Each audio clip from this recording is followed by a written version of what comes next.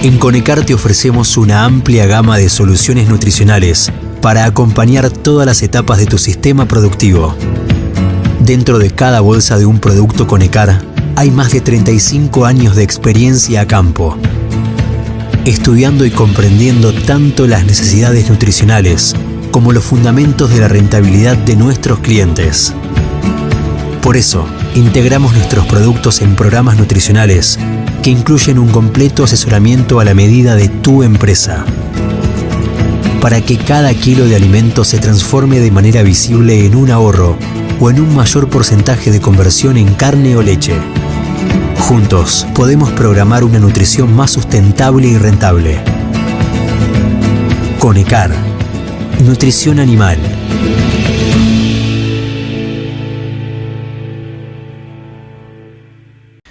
Vamos a iniciar esta presentación hablando del parto y la atención del ternero recién nacido. Fundamentalmente, ¿con qué herramientas tecnológicas contamos hoy a efectos que podamos brindar mayor seguridad al ternero y también a la vaca? En principio, creo que debemos repasar por dónde tiene que pasar el ternero. Nosotros miramos un hueso coxal de frente, nos vamos a encontrar de que el orificio por donde tiene que pasar el ternero, algunos lo definen como que tiene una forma de huevo invertido. ¿Cuál es su significado? Que en realidad lo que se quiere decir es que hay dos ejes, un eje longitudinal, que es más grande, más largo, y un eje horizontal, que es bastante más corto, de ahí la definición que tiene forma de huevo invertido. ¿Por qué esto es importante? Precisamente porque nosotros tenemos que conocer cuál es el punto límite donde puede atrancarse el ternero cuando tiene que salir. Si nosotros hacemos un análisis rápido, podemos decir que el coxal o la pelvis es una estructura rígida por la cual va a tener que pasar otra estructura, que es el feto o el ternero próximo a nacer, que tiene forma irregular. Y hay un lugar que es donde se traba y es precisamente el lugar donde es más ancho o más grueso. Si nosotros ponemos atención en esa relación que hay entre el feto y la pelvis, hablamos de una relación feto-pélvica, nos encontramos que el punto crítico del ternero es precisamente cuando tiene que pasar en una presentación, posición y actitud normal, o sea, cuando viene de manos y viene bien, ese ternero que se presenta en un 94% de los partos que tienen lugar en la raza Holstein, nos vamos a encontrar que se detiene o no puede avanzar muchas veces porque es a la altura de los codos donde se traba el ternero. Si nosotros hacemos un corte de un ternero, un feto próximo a nacer y lo congelamos y lo cortamos a la altura donde es más ancho, es, como decíamos, es a la altura de los codos, porque es ahí donde definimos como que es el punto crítico. Por eso es importante a la hora de atender un parto, cuando nosotros vemos que aparecen las manitos, lo que deberíamos estar es recordando en una suerte de radiografía dinámica, queriendo ver en el interior de la vaca, que ese ternero va a estar trabándose, es decir, no va a poder salir justo a la altura de los codos. Es entonces que hay una maniobra que es por la que quiero comenzar a definir qué es lo que tenemos que hacer en un parto que está, como decimos, muchas veces atrancado o que definimos como un parto distóxico, es poner en posición los dos ejes de mayor diámetro, como son el eje de la pelvis y los codos, para lo cual lo que vamos a tener que hacer es una rotación de 90 grados para que la parte más ancha del ternero, es decir, a la altura de los codos, se alinee con el eje longitudinal de la pelvis y de esa manera va a tener más posibilidades de salir. Entonces, la primer maniobra que debe hacer el operador es ese giro de 70-90 grados para que las patas se acomoden en forma lateral y de esa manera pueda salir por el canal del parto en lo que decimos son los dos diámetros o los dos ejes de mayor longitud. Si bien hablamos de que el ternero tiene que pasar por el canal del parto y decimos que el canal del parto tiene puede sufrir dos detenciones, o en la relación fetopélvica de lo que es la estructura ósea de la pelvis, o lo que son las estructuras blandas de la madre que tienen que ver con el cuello del útero y con la vulva. ¿Qué es esto del cuello del útero? Cuando el ternero está próximo a nacer, los días previos, como los fue durante toda la gestación, el cuello del útero va a estar cerrado, eso le va a permitir estar aislado del resto del organismo y de esa manera el ternero o el feto se va a estar asegurando su inviolabilidad desde el punto de vista microbiológico. Sucede que cuando comienza el parto, la secreción de oxitocina, hormona que segrega la glándula hipófisis, hace que se produzcan contracciones en el útero y esa fuerza con la cual se contrae el útero va a estar empujando el cuello uterino de forma tal de que se vaya dilatando y es ahí que cuando está totalmente dilatado el útero puede pasar y es muy importante tener presente que si el cuello uterino no está bien relajado y dilatado, se va a presentar una dificultad para que el ternero pueda salir.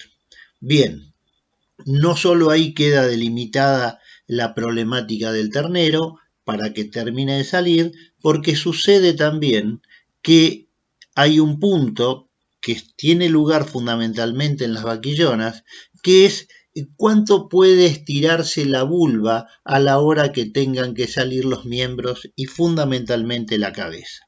Entonces recordamos que el feto tiene que pasar por el canal duro, que hay una relación fetopélvica que hace que en algunos casos se presenten inconvenientes para poder salir, lo tenemos que rotar. Y el otro punto a tener presente es que ese ternero va a tener que pasar por un cuello del útero que debe estar dilatado y su último tramo va a ser que sus patas y sus cabezas, cuando viene con presentación anterior, puedan atravesar la vulva. Una vez que pasó la nuca del ternero, podemos decir que está solucionado el 95% de los problemas que se pueden presentar. Es entonces ahora un concepto que es muy importante tenerlo presente y que yo siempre le pongo énfasis como tal vez sea la imagen que nosotros debemos guardar en nuestra retina, que nos permite saber por qué se muere un ternero durante el parto. Y aquí es importante tener presente que el cordón umbilical, que está ubicado en la unión del tercio medio con el tercio posterior, es decir, en otras palabras, no está ubicado en la mitad del ternero, sino que está ubicado un poco más atrás. El lugar donde esté el cordón umbilical nos va a señalar que cuando se acerque al piso de la pelvis, el cordón umbilical se va a colapsar total o parcialmente y el ternero va a tener que respirar por su cuenta. Vamos de vuelta. Cuando el ternero avanza, llega un momento que alcanza el piso de la pelvis a contactarse con el cordón umbilical. Como los pulmones del ternero no funcionan porque la oxigenación es lograda a través del cordón umbilical, en el caso de la madre que se lo transmite a través de la placenta y obviamente por el cordón umbilical, es necesario siempre tener presente o recordar ¿Qué riesgo tiene el ternero de morir en un parto que viene con presentación anterior, con presentación posterior o cuando viene de nalgas? Entonces, el concepto fundamental es estar pensando siempre dónde está ese cordón umbilical, si se puede estar colapsando total o parcialmente, porque eso va a ser lo que defina la vida del ternero. Entonces, la distancia en la que esté el cordón umbilical del piso de la pelvis es el periodo de sobrevida que tiene el ternero en el momento. Miremos en el caso contrario esta presentación que normalmente decimos es un ternero que viene de patas y lo reconocemos porque las pezuñas están invertidas, decimos que están para arriba. Y aquí viene un concepto que tiene que ver con este tipo de presentación y esa pregunta que se hace siempre uno es ¿cuánto tiempo tengo que esperar para sacar un ternero que viene de patas? Si lo que dijimos anteriormente es cierto, el cordón umbilical va a estar con más facilidad de colapsarse contra el piso de la pelvis precisamente en un ternero que viene de patas. Recordemos que los pulmones del ternero no están funcionando porque no están recibiendo aire y, como dijimos, recibe sangre de la placenta de la madre. Es entonces que si nosotros analizamos solamente el hecho de la distancia que hay entre el origen del cordón umbilical en el ternero y el piso de la pelvis, esta distancia es mucho más corta que en el ternero que viene de manos, porque precisamente habíamos hablado que estaba en la unión del tercio medio con el tercio posterior. Como conclusión de esto, significa que un ternero que viene de pata, por definición, debe ser sacado en forma inmediata, o sea que nosotros debemos asistir ese parto, porque el riesgo de que el ternero colapse su cordón umbilical y la necesidad de respirar lo va a encontrar con la cabeza dentro del útero y en todo caso lo que hará será aspirar el líquido amniótico que está donde está ubicada su cabeza en el fondo del útero. Es entonces, repetimos, ternero que viene de patas, no se espera su parto para atenderlo. Alguien va a decir, ¿puede nacer un ternero que viene de patas por su cuenta? Sí, pero lo que tenemos que considerar es que el riesgo es mucho mayor y por eso decimos ternero que viene con las pezuñas para arriba, es decir, viene de patas, lo que debemos hacer es sacarlo en forma inmediata. Pasemos el parto muy rápidamente, todos hemos visto un parto en distintas circunstancias, pero en esta secuencia vamos a recabar sobre todo en cuando aparece la bolsa de las aguas. Primera etapa, se relajan los ligamentos sacrociáticos, se carga la ubre, empieza a gotear en algunos casos, cuando está próximo al parto, cuando ya estamos de una manera más adelantada, o sea que empezó el trabajo de parto, que obviamente en la primera etapa no es visible, sí se pueden reconocer algunos elementos, como que el ternero empieza con la vaca empieza con sus contracciones, a veces levanta la cola en posición de defecar, y podemos estar asumiendo que ese cambio de conducta, la vaca se echa, se levanta, está empezando el parto. Pero lo que sí es significativo es cuando aparece la bolsa de las aguas, la bolsa alantoides, son las primeras membranas, y es lo que llamamos, es el dato de que esa vaca está en plena etapa de expulsión, donde es un parto que ha empezado relativamente hace poco tiempo.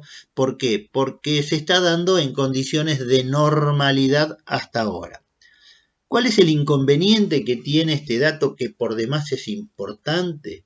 Es que la primera bolsa de las aguas se rompe con mucha facilidad, entre 5 y 10 minutos desde que aparece es lo que normalmente queda expuesta, y ese dato a veces lo podemos perder, pero si logramos tenerlo es muy bueno para saber cuánto tiempo hemos de ir esperando en función de que el parto progrese o no progrese. Entonces, disponer del dato de la aparición de las primeras membranas con el líquido alantoideo es el dato que es siempre conveniente tener. El crecimiento hace de que el desarrollo de la pelvis no se haya alcanzado sino en un 85% de lo que es su tamaño adulto, y es ahí cuando un ternero normal tiene que pasar por una estructura que es un poco más chica, se presenta en mayor cantidad de inconvenientes, como también dijimos, la distensión de la vulva en el caso de las vaquillonas es menor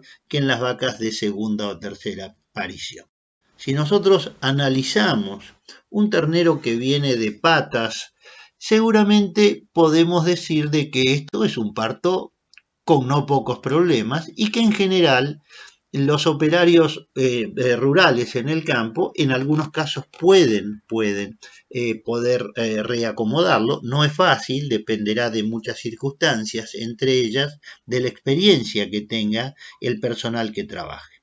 Pero analicemos esto, que por un lado tiene el inconveniente de esa posición imposible de que pueda permitir de que el parto se produzca de una manera natural, pero hay un hecho que es significativamente interesante para tener en cuenta. Si nosotros observamos lo que sucede con el cordón umbilical, nos vamos a dar cuenta que no está comprometido, no tiene riesgo de comprimirse. Es entonces que este es un parto que si el operario no tiene la oportunidad de poder resolverlo, puede estar avisándole al veterinario, en este caso le da un margen de entre unas 6 y 8 horas para que venga con tiempo. Entonces, parto que viene de nalgas, lo tratará de recuperar o de poner en condiciones de extracción quien tenga que hacer el trabajo en el campo, y si no puede, le está dando más margen para que el veterinario llegue más tarde.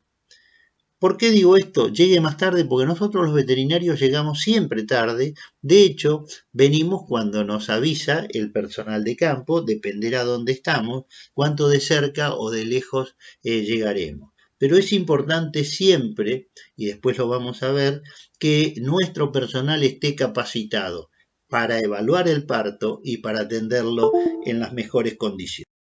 Hay distintas situaciones, como puede ser que la cabeza esté rotada hacia atrás.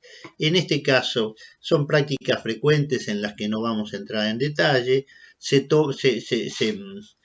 le coloca unas sogas en las patas a los terneros, sogas o cadenas, se lo manda hacia adentro y se trata de traer con la mano hacia adelante la cabeza para ponerlo en una posición de normalidad. De esa forma va a poder pasar a través del canal del parto, pero repito, digamos, esta no es el motivo de la charla de hoy, cómo reacomodar el ternero. Eso seguramente muchos de ustedes deben tener el conocimiento por demás, harto conocido, y también vamos a analizar lo que sí entendemos es algo interesante para tener presente, es esta figura del neonatólogo bovino, de los elementos necesarios y la función que tienen cada uno de ellos. ¿Para qué?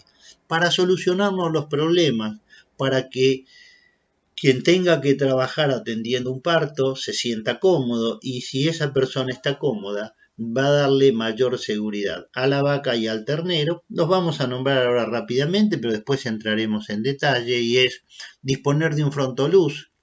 Y uno dice, pero ¿por qué un frontoluz o luz minera? Es precisamente para que podamos tener las dos manos libres. La mayoría de los casos el personal va con una linterna, y si va solo, como digo siempre, es menos de media persona. En cambio, si nosotros tenemos un frontoluz que nos puede estar iluminando en el lugar donde queremos trabajar, nos da muchísima seguridad y mucho mejor visión. Vamos a dedicarle después unos 5 minutitos al uso del extractor fetal, que en buenas manos y conociendo mínimamente cuáles son los requisitos, es una muy buena herramienta, sobre todo cuando el personal trabaja solo. Lo que sería el botiquín de primeros auxilios, un resucitador que nos permita poder insuflar los pulmones y hacer la extracción del líquido amniótico, lo mismo que disponer de calostro entibiado para que el ternero pueda estar tomándolo, que se podrá administrar por una sonda bucoesofágica o con una mamadera. Disponer también de un equipo de deshidratación, que es muy sencillo para poder administrarlo por vía endovenosa. A la hora de medir el calostro en el ternero, ver con el refractómetro cuáles son los niveles de inmunoglobulina que hay previamente en el calostro y luego en la sangre del ternero, y disponer también de algunos elementos que sirven para darle temperatura al ternero. Como dijimos, el Frontoluz permite la atención de los partos nocturnos, liberando nuestras manos, y enfoca en forma directa al lugar donde se dirige nuestra vista. Se coloca en la cabeza y es de muchísima utilidad. Se consigue en cualquier casa de pesca. Un tema que no es menor es el uso de una colchoneta. Tenemos una sala de parto y si tenemos presente que los terneros que van a nacer de un parto distóxico son terneros que vienen traumatizados, que hemos traccionado de ellos, en el momento que cae, sobre todo si cae en un piso duro, el golpe es un golpe importante, por lo que siempre nosotros recomendamos que si no es la atención del parto en el potrero preparto, que nosotros tengamos una colchoneta para que el ternero cuando caiga, ese lugar esté acondicionado y no golpee fundamentalmente. A ver, ¿qué es lo que nosotros vemos en forma diaria, la forma de trabajar del personal rural? A ver, también vemos situaciones que uno dice, esto no debería ser así, como es el caso de una persona que tiene conocimiento digamos, de trabajar en el campo, pero fíjense, no utiliza guantes, está corriendo el riesgo de contraer una enfermedad que le transmita a la vaca, como bien puede ser la brucelosis, pero también su mano, que no ha sido desinfectada, que no ha sido higienizada, él la pone directamente dentro de lo que es el aparato reproductor de la vaca, específicamente en la vagina, y le está llevando contaminación, una contaminación que después se ve o aparece en esas vacas que no se preñan porque tienen una piómetra, y fue precisamente el operario quien introdujo esto. Después, situaciones donde el personal tiene que estar tirando de cualquier manera, que hace de que sea muchas veces. También sucede que se tira de una manera desproporcionada, a nadie se le escapa, que en el sector rural muchas veces, sobre todo en el ganado de cría, no tanto en los establecimientos tamberos, se tira de cualquier manera y se rompen muchos terneros. Cuando decimos se rompen terneros, decimos los sacrificamos en el momento de sacar. El uso, en este caso, de un tractor, que desde todo punto de vista no está indicado, está diciendo que hay una tracción no medida y que seguramente puede estar matando al ternero. Alguien me va a decir, pero yo he visto terneros que han sido sacados con una camioneta, con un tractor, y han nacido vivos, y yo digo que esto es como sucede con muchos arqueros. Y alguien me dice, me podrá decir, ¿qué tiene que ver un arquero con alguien que está trayendo un parto? Bueno, hay arqueros que cuentan los penales que atajaron, pero no los goles que le hicieron. Y en este caso sería interesante ver la estadística, porque seguramente habrá matado más de un ternero que podría haberse salvado si se hubiese trabajado.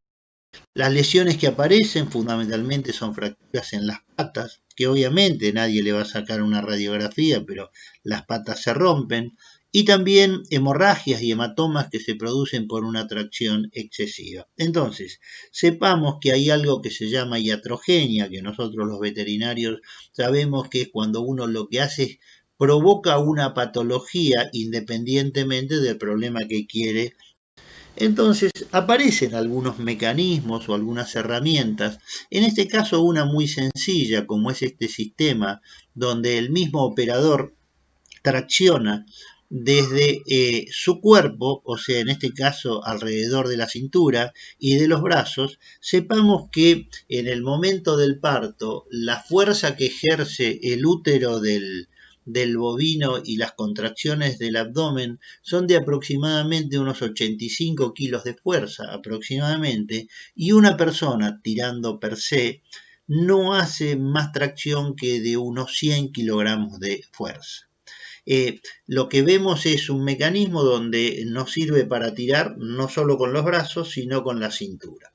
Este sistema yo no lo recomiendo, o lo recomiendo para usarlo, pero que la cuerda o la soga que está a nivel de la cintura, lo que decimos es que es mucho mejor que esté a la altura de los hombros, porque si la vaca no está bien fijada nos puede arrastrar. En cambio, si la tenemos a la altura de los hombros, con solo bajar la cabeza vamos a quedar nosotros desenganchados. Vemos un poco cómo es una atención de un parto, en términos generales de día, cuando hay dos asistentes. En este caso estamos Guillermina y yo atendiendo el parto. Guillermina me está teniendo la cola para poder trabajar cómodo. Quien sabe y ha atendido parto sabe que si hay algo incómodo es el movimiento de la cola mientras nosotros estamos haciendo la tracción, y algunos puntos como para tener presente. En primer lugar, 2 pares de guantes. Un par de guantes que es un par de guantes de tacto, que es el que se coloca primero. En segundo lugar, un segundo par de guantes, que es lo que va a dar mejor fijación. La posición mía en este caso es una mano atrás y una mano adelante, para que el ternero esté saliendo de forma tal de que los codos esté uno adelante y uno atrás. Estamos haciendo la tracción en el mismo momento que la vaca hace pujo. Y siempre, una vez que aparecieron las patitas, lo que hacemos es una tracción hacia abajo para seguir la misma forma de la columna, y en el caso que sea necesario, en este caso lo fue, hacer un giro de 90 grados, como es lo que planteamos al principio de la presentación. Se dan también algunas circunstancias donde cuando uno tiene que atender un parto en el piso, el problema es la tracción, porque no tenemos un punto de apoyo. Fíjense que, digamos, esta gente está cumpliendo con 2 requisitos. Primero, estar haciendo una tracción que le permita todo el cuerpo tirarlo hacia atrás, o sea que podemos decir que el operador 2 y 3, que son los que hacen la tracción, estarán tirando 100 kilos cada uno, más los 85 kilos que tira la vaca mientras está pujando. Estaremos sumando aproximadamente unos 285, 300 kilos como máximo. Después hay un tercer operador, que es el que está número 1, que es el que está dilatando la vulva, está acomodando el feto. Deberíamos reclamarle que tendría que haberse puesto un par de guantes de tacto para evitar la contaminación. Sí se ve en este caso que está usando una solución lubricante y seguramente un desinfectante en los brazos para no llevar la contaminación, pero repetimos, lo indicado en el caso del operador número 1 al hacer la tracción no debería ser sino con. Hablamos de un elemento que es de muchísima utilidad, que es el extractor fetal, que da comodidad para el operador y seguridad para la vaca y el ternero. Es entonces que, si bien estos equipos están, se compran en el exterior, hoy con un tipo de cambio alto se hace difícil poder acceder, pero hay alguna gente que por lo menos me los prepara a mí, y después en todo caso puedo estar dejándoles o pasándoles la dirección electrónica o el teléfono para poder comunicarse. Entonces, ¿para qué sirve el extractor fetal? Precisamente para hacer la extracción de feto, sabiendo de que tenemos que estar traccionando de una manera que sea muy fisiológica. Primero, la tracción se hace en el momento que la vaca puja.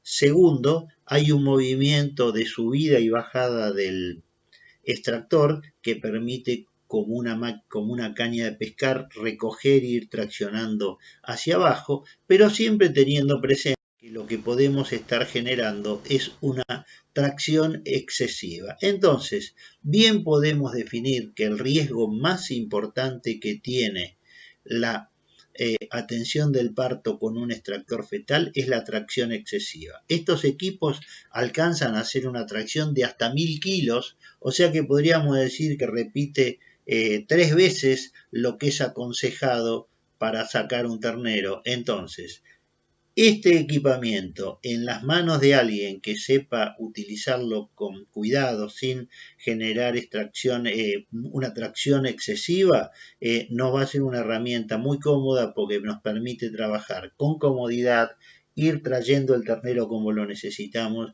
y lograr sacarlo en un periodo de tiempo que es el aconsejable para que el ternero no esté sufriendo hipoxia, que es la falta de oxígeno en el momento que el animal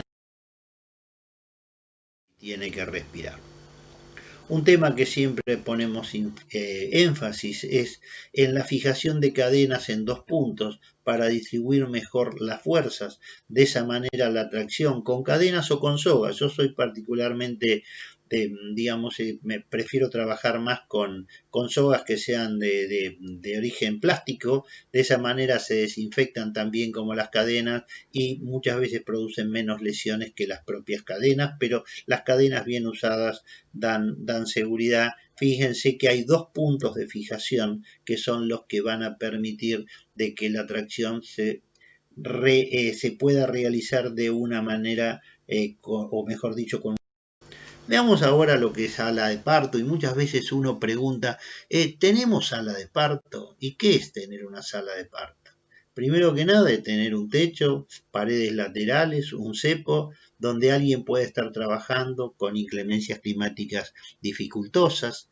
Y si no, y cuento algo que suele suceder, muchas veces uno se encuentra con establecimientos donde han gastado una importante suma de dinero en poner piso para las vacas y realmente toda una tecnología, y no tenemos una sala de parto.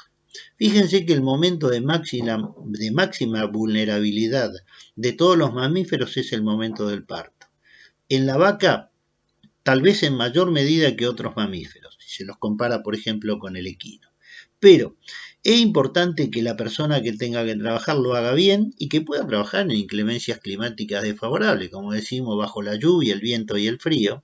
Y este es el caso de un establecimiento. Esta persona trabaja sola, o trabajaba, porque tiene unos años esta fotografía, donde lo que él usa es una suerte de malacate que va haciendo la tracción, y él mismo tiene un punto de fijación en el piso y él va manejando la tracción con el pie, y de esa manera va traccionando. En el momento que la vaca produce el pujo, se ayuda con las manos, hace la dilatación de la vulva, y es el pie lo que hace la tracción sobre las sogas o las cadenas. En este caso, una persona que fue tomada la fotografía como él trabaja, fíjense, utiliza guantes de tacto, desinfecta el lugar donde va a estar trabajando el animal, tiene una pared tiene paredes laterales y fundamentalmente un techo.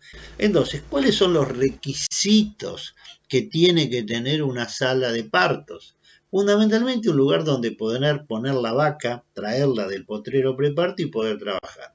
Un requisito que es indispensable es que la vaca, si se echa, el operario pueda seguir trabajando en el piso. Por eso tiene que tener una puerta lateral que, si la vaca se echa o se cae, uno pueda seguir trabajando. Imagínense en un brete donde no tiene salida lateral, el animal se echa, y lejos de traer una solución, lo que le hemos producido a la vaca es un problema, porque está echada, está mal pariendo y encima no podemos trabajar. Hay algunos modelos que son muy económicos, no hay que estar, como quien dice uno, gastando mucho dinero. Sí es importante el concepto de la salida lateral para que la vaca podamos nosotros atenderla durante el parto cuando está echada, que se da en no pocas oportunidades. Entonces, vamos a definir los criterios que tenemos que tener a la hora de tener que atender un parto. Y fundamentalmente decimos, tiene que tener un techo, como dijimos, contra las inclemencias climáticas, luz, techo y paredes laterales, una luz que nos permita iluminar precisamente en el lugar donde está la vulva, y que el operario puede estar trabajando y viendo qué es lo que está haciendo. la pared que tiene que tener digamos, el lado lateral para poder salir. Y si nosotros hablamos de una sala de parto, es conveniente que en ese lugar tengamos en una vitrina o en alguna caja o algo de eso los medicamentos y un freezer. ¿Para qué? Para guardar el calostro de esa vaca que vamos a estar ordeñando, que en algún caso estaremos guardando para próximos partos o que utilizaremos para atender ese ternero recién nacido.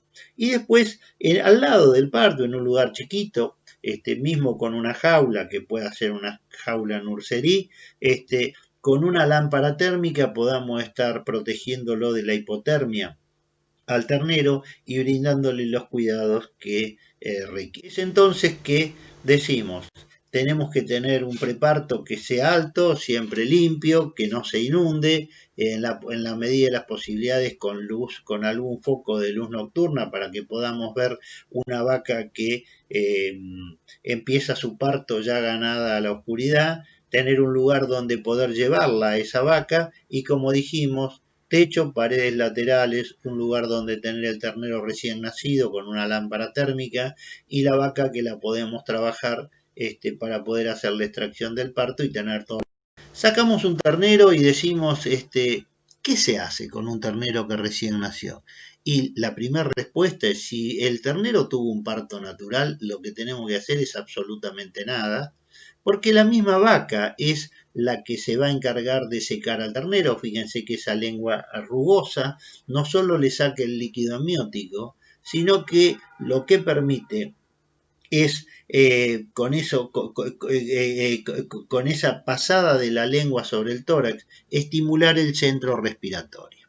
Entonces, el mejor indicador de que un ternero ha nacido bien es que en los primeros 10 minutos esté sentadito como un perrito, con la cabeza levantada, atento, reaccionando a algunos estímulos, como es en algunos casos, algunos veterinarios le tiran una jeringa de agua fría en el oído, provoca un reflejo donde el animal sacude su cabeza, o se le coloca una pajita también en los hollares y se produce una respuesta que sería un indicador de cuál es el nivel, digamos, de respuesta que tiene el ternero. Pero fundamentalmente tengamos presente que nosotros lo que deberíamos hacer es repetir lo que hace la vaca. ¿Qué hace? Lame al ternero, lo seca y le estimula la respiración. Veamos entonces qué es lo que podemos estar haciendo nosotros en un ternero que nació con dificultades, que lo reconocemos con facilidad porque es un ternero que no levanta la cabeza del piso, está puesto en decúbito lateral y generalmente tiene una respiración que puede ser de contragolpe, pero sabemos que es un ternero que está con un nivel de dificultad de sobrevida. Entonces, una pregunta que muchas veces nos hacemos, ¿cómo puede ser que en este caso la tecnología digamos, en medicina pueda permitir que hoy un bebé o un chiquito que nace con 500 gramos pueda sobrevivir? Y como muchas veces digo, che, los médicos hacen vivir un chico que tendría que haber nacido con 2 kilos 500, 3 kilos 500, pueden hacer vivir un bebé que nace con 500 gramos y nosotros no somos capaces de mantener un ternero holando con 40 kilos de peso. Entonces, miremos qué es lo que hacen los médicos, a ver si nosotros podemos replicar esa tecnología adaptada al sector rural. Y hay dos conceptos que sirven para todas las especies domésticas, para todos los mamíferos, y es que el ternero recién nacido se muere fundamentalmente por dos causas, que son el recién nacido, o sea, decimos en el momento del parto, y 24 o 48 horas siguientes, y es por la hipoxia, que no es otra cosa que la falta de oxígeno, y la hipotermia, que es la falta de temperatura, que la temperatura del ternero debiera ser 38 grados y medio y en algunos casos baja hasta 35 y medio para... Entonces, temas que son harto conocidos, en los que no vamos a entrar en detalle. Nace el ternero, lo tenemos que tratar con tintura de yodo al 7%, esto le va a permitir la momificación del ombligo. Recordemos que la tintura de yodo es en solución alcohólica, algunos utilizan povidona y yodo, pero nosotros lo recomendamos es que sea tintura de yodo porque de esa manera se seca mejor el cordón. Entonces, ¿por qué se muere un ternero? Como dijimos, por la falta de oxígeno y porque le baja la temperatura. ¿Podemos hacer algo para mejorar estas dos? Seguro que sí. La primera de ellas es de qué manera mejoramos la respiración del ternero. Una práctica frecuente es colgar el ternero de las patas de forma tal de que largue el líquido amniótico que está en las vías aéreas superiores. Ahora, la pregunta es ¿cuánto tiempo? Porque si nosotros analizamos que lo que queremos es lograr una mejor oxigenación del ternero, y tenemos presente que cuando al ternero lo ponemos patas para abajo, pero mejor dicho, con la cabeza para abajo, el peso de las vísceras del abdomen comprimen el diafragma, lo tiran hacia abajo y en ese caso estamos reduciendo la capacidad respiratoria. Entonces nos encontramos en una suerte de dilema. Nosotros queremos que elimine el líquido amniótico, pero resulta que levantarlo y dejarlo con la cabeza colgando hacia abajo reduce la capacidad inspiratoria de los pulmones. Y acá hay un concepto que tenemos que tener presente. Si nosotros levantamos un ternero con nuestras manos y lo tenemos colgando no más allá de 30 segundos o un minuto, habremos logrado que se eliminen el líquido amniótico que está dentro de las vías aéreas superiores y no habremos dificultado la respiración. Si lo dejamos colgando, como muchas veces nos encontramos, que lo dejan colgando de una tranquera o lo ponen colgando, como se dan en algunas circunstancias, de estos son conceptos viejos donde lo colgábamos de una roldán y se lo dejaba mucho tiempo, esto está demostrado que atenta contra la oxigenación si lo dejamos más minuto. Entonces, lo que hoy aparece como una herramienta para poder trabajar es lo que se llaman los resucitadores que se usan. Hay un modelo americano que es el resucitador de McCulloch, que es muy bueno realmente, produce una muy buena aspiración. Como decimos, el inconveniente es la disponibilidad y tener que traerlo del exterior. Y este es un modelo nacional que desarrollamos para poder producir, que es muy fuerte, muy resistente, podemos decir que no se le aguanta digamos lo que tiene que ver con los golpes, que nos permite por un lado hacer la succión y sacar el líquido amniótico que está en las vías aéreas superiores, pero al mismo tiempo nos permite insuflar y de esa manera nos permite que la cavidad torácica se expanda, se distiendan los alvéolos, que son las unidades funcionales que hay dentro del pulmón, donde se produce el intercambio de oxígeno y dióxido de carbono, y de esa manera estaremos logrando que se mejore la respiración. Entonces, como les decía, este respirador americano es muy bueno, hace una adaptación que es perfecta, viene con distintos tamaños, como podríamos decir, para poner en la trompa del ternero. También lo tiene un modelo que es para los corderos, pero tiene el inconveniente del precio y también es un poco vulnerable en la unión del punto de vacío con el lugar que de máscara. Estamos acá trabajando con uno de los resucitadores nuestros, que lo hace el operario, se tiene que producir la presión negativa para sacar el líquido y de esa manera usar doblemente. Algo que también es importante es reproducir lo que dijimos que tiene que hacer la vaca, como es esto de secar al ternero. Con un secador de vidrio, nosotros podemos sacar hasta 1 litro de líquido amniótico, que de otra manera el ternero tendría que usar su energía, sobre todo en época invernal, consumir energía para poder secarse. Entonces nosotros con esto tenemos un doble propósito. Por un lado secamos al ternero y por otro lado estamos estimulando el tórax. El uso del termómetro. Generalmente el uso del termómetro nosotros lo tenemos asociado en la crianza de ternero para detectar los terneros con algunas enfermedades infecciosas. Y si bien es cierto, es poco lo que se usa, Y yo digo que más que usarlo en la crianza de ternero, que puede ser de utilidad, lo que nosotros decimos lo tendríamos que estar usando en el ternero recién nacido, sobre todo ese ternero que viene parteado, porque si ese ternero entra en hipotermia, o sea que baja por debajo de 35 grados y medio, lo más probable es que se muera, y en ese caso nosotros estaría bueno que lo podamos detectar. Es conveniente que a la media hora de nacido el ternero nosotros tomemos un registro de cómo está la temperatura, y si esa temperatura podemos tomarla con un intervalo de 15 o 20 minutos está bajando, lo que recomendamos es aplicar algunas metodologías o algunas herramientas que hoy están disponibles precisamente para que ese ternero pueda establecer su normalidad térmica y de esa manera poder sobrevivir. En este caso, la doctora está aplicando el termómetro por vía rectal para ver cuál es la temperatura en este termómetro digital, y si es necesario, se procederá es precisamente a calentarlo.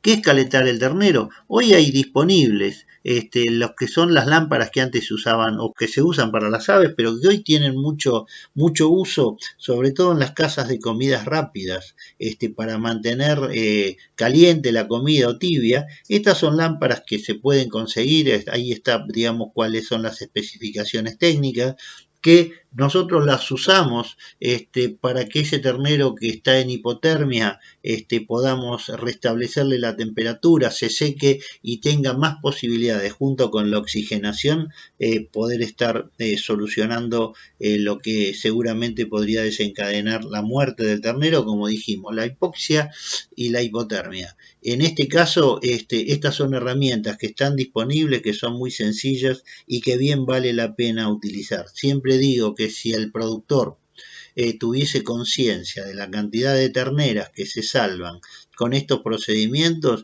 no dudaría que esta es una de las mejores inversiones que puede estar realizando, porque no es que se pagan solas, van a dar mucho rédito y crédito a la sobrevida de los.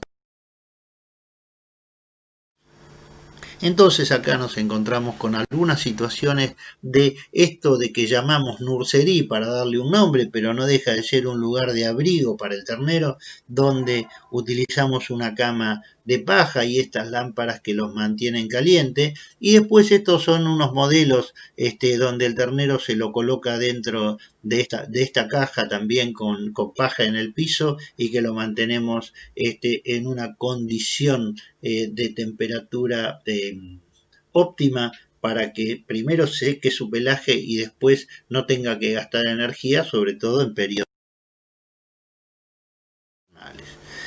La administración de calostro, esto es algo que todos lo sabemos, hemos escuchado 1000 veces, pero ahora vamos a analizar por qué lo que llamamos nosotros, por qué hay que dar calostro al toque. Al toque es un término a lo mejor vulgar, con el cual decimos que tiene que tomar el ternero rápidamente el calostro, y vamos a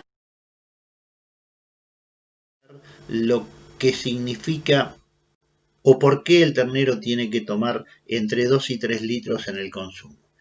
Los niveles de inmunoglobulinas que están en el calostro, recordemos siempre que el calostro que nosotros debemos estar guardando es un calostro de buena calidad, de una vaca de segundo o tercer parto, que no tenga obviamente ni sangre, ni que sea un color amarillento, bien espeso, y que si usemos el refractómetro nos tiene que dar que tenga las concentraciones que nosotros esperamos. El ternero consume calostro, recordamos que un ternero de unos 40 kilos tiene aproximadamente unos 3,6 litros de sangre, y nosotros deberemos lograr que tenga 10 gramos por litro. Si tenemos en cuenta que la absorción de calostro a nivel intestinal es de aproximadamente 1%, nos queda y sale una regla mnemotécnica que sirve muchas veces para redondear, y es: el calostro tiene como tips la regla de 1, 2, 3. Significa que la primera toma tiene que realizarse dentro de las primeras 2 horas en una cantidad de 3 litros. La pregunta es, ¿en qué casos? Si el ternero nació bien y se acerca al pie de la madre a los entre los media hora y 2 horas, es generalmente un ternero que nació bien, lo hace en forma inmediata, digamos en ese periodo, pero en muchos establecimientos se hace o una administración forzada de 4 litros o lo que muchas veces nosotros también recomendamos es el repaso de los terneros con un calostro que nosotros hemos guardado congelado y que después lo descongelamos, siempre hablando de un calostro de buena calidad, de una vaca de segundo o tercer parto, que obviamente haya recibido las vacunas para poder transmitir la inmunidad. Es entonces que llegamos a lo que alguna vez definimos como unidad de cuidados intensivos. Más que el lugar son los conceptos. Lámpara térmica para poder mantener la temperatura del terreno, un piso aislante y si es necesario poder administrar una solución venosa, para lo cual nosotros tenemos que tener presente siempre que el calostro que nosotros le vamos a tener que administrar al ternero, no solo hay que congelarlo, tenerlo rotulado y mantenerlo en el freezer, puede durar hasta un año, lo que tenemos que tener presente es que en el momento del descongelado lo tenemos que hacer a baño María, o sea que la temperatura del agua exterior no debe ser mayor de unos 50 grados, porque lo que sucede sería que si la temperatura es mayor podemos inactivar las inmunoglobulinas que están dentro del calostro y que recordemos que arriba de 44 grados. Entonces, por último, como concepto final, nosotros debemos tener presente que acá el principal protagonista es el encargado de atender los partos. Y nosotros deberemos definir qué nivel tiene. Hoy el operario rural tiene que tener conocimientos mínimos de cómo funciona una vaca por dentro, qué es lo que tenemos que hacer en cada caso para atender el parto, y creo que es nuestra obligación, la de los profesionales veterinarios, de una actividad que no sé si se cumple con toda la frecuencia o con la intensidad que se requiere, como es la capacitación del personal. Recordemos siempre que el personal es el intermediario entre el animal y nosotros y que son ellos los que tienen que estar aprendiendo. Por eso nosotros hemos dado un conjunto de cursos con algunos simuladores de parto, donde lo que les enseñamos es aprender a meter la mano dentro de un simulador de parto, poder identificar cómo viene, qué es lo que estamos tocando, poder hacer el ejercicio de transmitirle al colega que está a la distancia para saber lo que tiene que hacer y para informarle obviamente cuando tiene que venir, cuando la cosa. Entonces, queda solamente decirle muchas gracias por este tiempo y seguiremos a lo mejor en algún otro momento con algunos otros temas.